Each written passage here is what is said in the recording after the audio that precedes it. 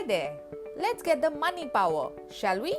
In this video, we'll show you a simple yet effective money model, and you will take away 3 money mantras, the golden principles of money. These mantras will guide you in every money related decision. Let's get started. Simplest thing we all know about money is earned and money is spent.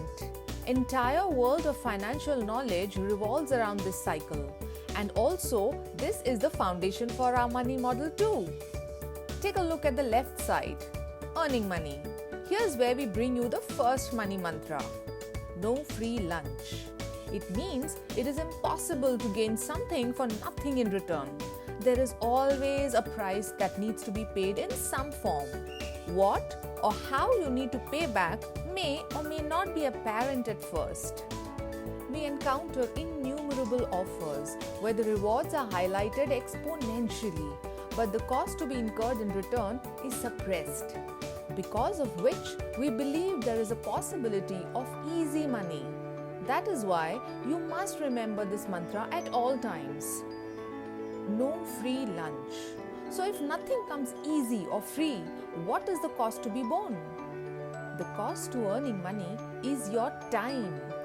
To elaborate, we invest time in educating ourselves or learning a skill. That skill could be anything: performing a surgery, farming, writing a software program, or flying an airplane. Then some more time is invested in applying these skills, and you contribute in the larger scheme of production. That is when money inflow or income is generated. It naturally follows that if you want to earn higher income, you must better your skills. When you upgrade your skills, you are able to give better quality work or produce higher volumes.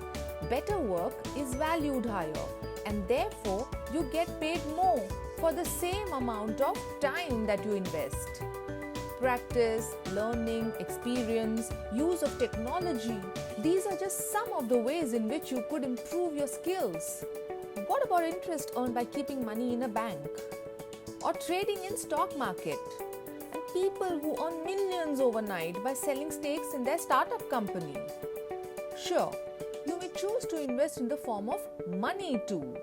Both time and money, when applied well, yield incomes. Any money invested yields a basic return or income, and if you wish to increase this income, you must improve your risk appetite. What is a risk appetite? Here let me bring in our second money mantra. Higher income is equal to higher risk. There is always a risk involved when you're investing money.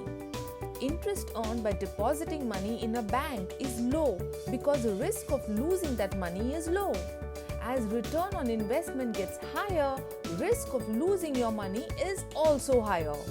That is why trading in stocks are considered comparatively risky, because while you may earn higher in stock market trade, there is a higher chance of losing that money as compared to a simple bank deposit. Let's use an analogy to understand risk appetite. A little baby's diet consists of simple foods. Her digestive system cannot process complex food, so she cannot eat them. When her system is stronger, she can eat all foods that adults eat. That's when her food appetite develops. Similarly, your risk appetite will improve when you are able to foresee and identify all risks that an investment entails. When you know the risks is when you know if you are prepared to take them. When you're prepared to take these risks is when you know you have the risk appetite for that investment. That was the left side of our money model on earning money. Now, let's look at the right side, which is spending money. You spend money that you own, or you could spend money that you don't own. How is that? When you buy something using a credit card, you are essentially using money that technically does not belong to you.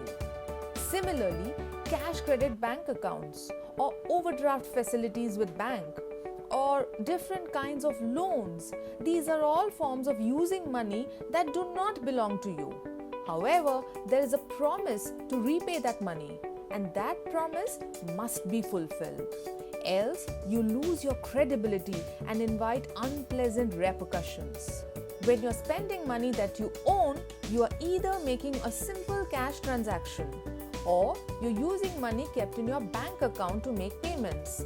From simple issuance of a check to swiping your debit card to transferring money electronically via net banking to Unified Payments Interface or UPI. UPI enables transfer of money between any two people within minutes using just your smartphone. Many such developments have happened in the payment space. E-wallets are yet another method of payment. Just like a physical wallet where you store your physical cash when you go out shopping. E-wallets are where you store your money virtually. Money is transferred from your bank account or from your credit card into your e-wallet. This money in your e-wallet can be used for making digital purchases.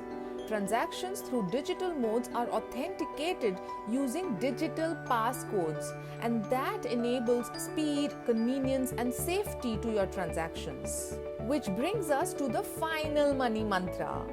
Protect your passwords. Password is comparable to a key to your vault. Imagine all your wealth is stored in the vault. How would you safeguard your keys then? Would you give it away to anyone who asks for it?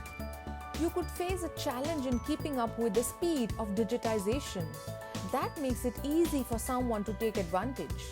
Don't let that happen. Passwords or PIN used at ATM, net banking, phone banking, one-time password or OTP. These are all different forms of passwords. Therefore, maintain discretion and never share them with strangers. And just like that, we have constructed a simple yet effective money model. Carry this with you at all times and you will never go wrong with money. Happy money management!